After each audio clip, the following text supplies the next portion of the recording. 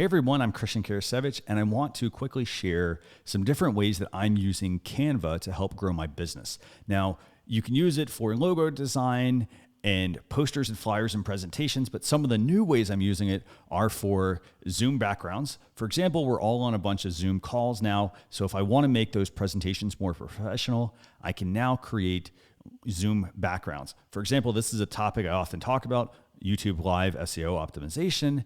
And so now I have a beautiful slide that I can pull up during my Zoom presentation.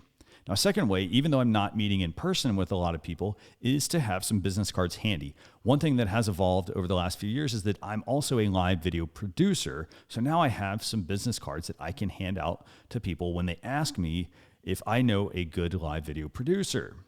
Now, a third way that I'm using Canva is for designing t-shirts. Now, I love t-shirts, and the great thing about using Canva for t-shirt design is that I don't have to have the materials. This includes the ink, the material that needs to go on the t-shirt, the actual t-shirts themselves. Instead, I order them and design them all through Canva, and they get shipped directly to me.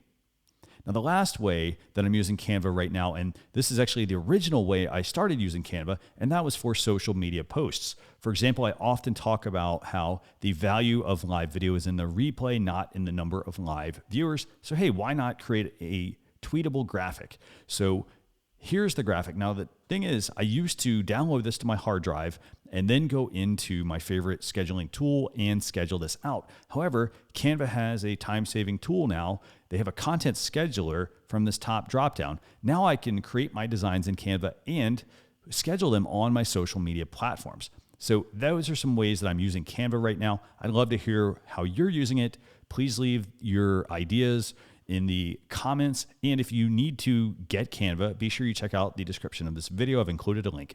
Thanks a lot.